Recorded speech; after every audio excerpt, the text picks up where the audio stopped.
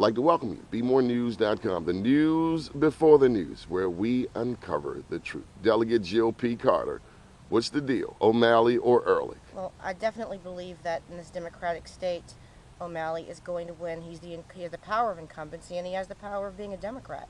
But I do understand that there's a lot more voter apathy this time around than I believe there has been in the past.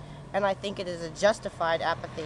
You know, we can talk about the fact that we've been in a terrible recession and there's a lot of problems, but the bottom line is that we could be doing better as a state, as a people, and certainly as a people of Baltimore City. So those that are apathetic, I understand the apathy, but the issue is that if you don't vote, you have no voice. Okay, you've been in the legislature, what, 8 years now? 8 years. You've been to Prince George's County. You know about the business climate. You know about the business climate in Baltimore. What are you hearing from minority business contractors? Did they fare better under O'Malley or did they fare better under Ehrlich? It depends on who you talk to, because you know in every industry there's going to be the shills that are going to be the spokesperson for the majority, even if they don't really speak for the majority. So you'll have one or two shills that will claim that they're doing better now under O'Malley, but the small businesses, the grassroots, the people that don't get all the city and state contracts, they'll tell you that they haven't fared good enough under either, but probably a little better under Ehrlich. They had more of a sense of connection. Ehrlich did start the Office of Secretary of Minority Affairs and seemed to have a commitment. But I will also say we don't necessarily know that that's going to continue, because a lot of that was Michael Steele and his minority business background. I'm hearing that Maryland has the best schools in the nation. Everybody's touting it, yet I live in Baltimore City. I visit Prince George's County often. 23 and 24 on the list. At the bottom of the barrel, majority black jurisdictions. What's the deal? Are Maryland schools better, but Baltimore City and Prince George's are just last? It has to do with your political advocacy or lack thereof. And what you have is you have a Baltimore delegation that goes to Annapolis to fight for Baltimore, but then is forced to compromise on things like Thornton, which it did years ago, when we had a city case, if you remember, that was fighting for dollars for Baltimore schools, but it was basically pushed to the wayside in favor of Thornton. It favored all the jurisdictions. I don't even hear Thornton. I haven't heard Thornton in 4 years. You find out now that you have help to all jurisdictions, but Baltimore, that was last, trailing last then, is trailing last now. So really, but they give Alonzo a renewed contract a year before it's even due. I have to stress, because we keep getting away from the truth and the real issue. The real issue is political accountability. It's political advocacy. We are charged as the representatives of Baltimore, when we go to Annapolis, to relentlessly fight for everything we can get for Baltimore schools. It is not our job to look at the rest of the state and say, oh, well, yeah, right, you all need it too, so we're not going to push so hard for our own children. And that's what I think has been done. In fact, I'll just tell you, the former chair of the Baltimore delegation, when I first got to Annapolis when I was a newbie, I said, hey, the court says that we're entitled to more, that our children are being deprived their constitutional right to a fair and equitable education. And basically, the chair of the Baltimore delegation said, oh, the fellow legislators are never going to go for that. So that was a defeatist attitude at the door. I think that we have to change.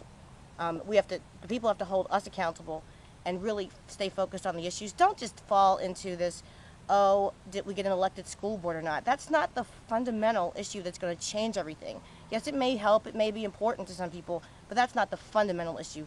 The issue is money and management and commitment to the children. It's also relevant curriculum, and it's also excellence, a standard of excellence. Like, for example, if you say, well, in any given day, there's a lot of truancy. Well, you'll hear, well, there's no resources, so we can't get a handle on that truancy. We don't have any resources to send people out or have people call people's houses to find out where they are. But it's an issue, because the reason that we have so many dropouts, so many undereducated children, is because they don't go to school. If you were governor, what would be 3 things that you would do out the gate? If I were governor, you mean governor with the passion that I have for Baltimore, or just governor? Governor with the passion you have for Baltimore. The first thing I would do is I would focus on where we're doing the worst, the people that need the help the most, and that's Baltimore City and Prince George's County. I would focus very much on the economic climate and on the creation and maintenance of jobs. And what happens is that there's something they could do right now that they don't do. They give billions of dollars away in development and contract agreements every day. Okay, the Board of Public Works, the Board of Estimates here. And they never have a mandate, a requirement that our youth and our out-of-work perpetually unemployed persons are trained and hired to perform the work in these billions of dollars in contracts that are awarded all the time. Isn't that what Marion Barry did? I'm not sure what he specifically did. I know He said you would not I know come he in gave D.C. a lot of jobs, a lot of you- opportunities to, but he created a lot of black millionaires. He's told the through- big through businesses, the contracting. Kenna, that if you won't come into D.C. and set up shop unless you give something, make something available to the people, and that's what I hear you saying.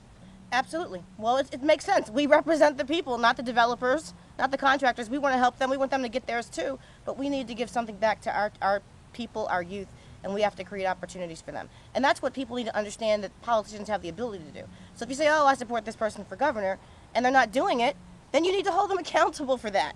I keep hearing people say, scream and holler in Baltimore, I want an elected school board.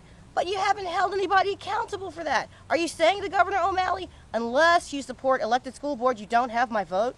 Are you saying to Governor O'Malley, if you build this $104 million youth prison, but put no more money into school construction or school academic programs, that you don't have my vote? Are you saying that to him? Are you meaning it if you are saying it? What I'm saying is, don't allow people to continue to allow politicians to take you for granted and then say, oh, I don't believe in politicians. No, it's yourselves that you have to believe in, that you can have the ability to hold people accountable once you elect them. A couple other things you would do immediately if you were governor. Well, the one thing is big with the jobs, because that's where we're hurting the most. I would have done in 2008 when I sponsored legislation, I would have long ago had the foreclosure moratorium, so we'd be in a better place right now with the banks and the lending and the foreclosures. We're about to get hit real big, I think. And again, we've had a court system that's been acquiescent in it. So I guess 1 minute redundancy, but I would have long ago addressed this problem, not just now at re-election time. Former Mayor Sheila Dixon did get Wells Fargo on the run, and then I turn around and see in the paper that Wells Fargo is off the hook. Well, yeah, the city did file a lawsuit, but it wasn't encompassing every issue. It was encompassing specifically discrimination, and that lawsuit was dropped. Because you know why? Because they gave some minor appeasements, which is always the case. What is up with black leadership in Baltimore? I mean, especially when I look over in East Baltimore and Hattie Harrison is still in the seat. And I know you say age doesn't matter, but this lady hasn't had her eyes open in Annapolis in at least 2-3 years. I'm not going to go that far. Okay, but what's up with the black leadership? With Pete Rollins gone and Clarence Blount gone, is that we have none? The problem with the black leadership and then what's up with these preachers? The problem with the black leadership is the problem with black people. It is the fact that we basically accept less than we deserve. We don't hold people accountable. We support people that we like because they're cute, or that they came to our church, or they showed up at our block party. We don't hold elected officials accountable to our own communities. And the ministers are all often, my church bigger than your church. But it's often bought off by the political leadership. And what happens here is that we have Democrat political leadership. And everybody that's elected in Baltimore is a Democrat. So basically, they are, given kind of the belief that if they want to survive, they have to be beholden to the party. And the party gives them money, and the party gives them resources, and the party gives them opportunities. And so by the time there's this dichotomy, this conflict between loyalty to the party that's keeping me here and loyal to the people that I'm supposed to represent. And yes, I do need them in election time, but there's been kind of a tradition that people can come back to your communities in election time, smile, go to some churches, put up some signs, and be reelected. And guess what? The people have allowed this to continue generation after generation. But I'm here to say, finally, it doesn't have to be that way. That is not the way I've operated, and I've caught a lot of flack for it from the party.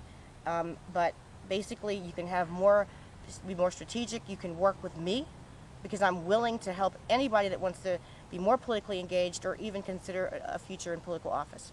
Good deal. Insanity, doing the same thing and expecting a different result. Thank you for your time, Delegate Joe P. Carter.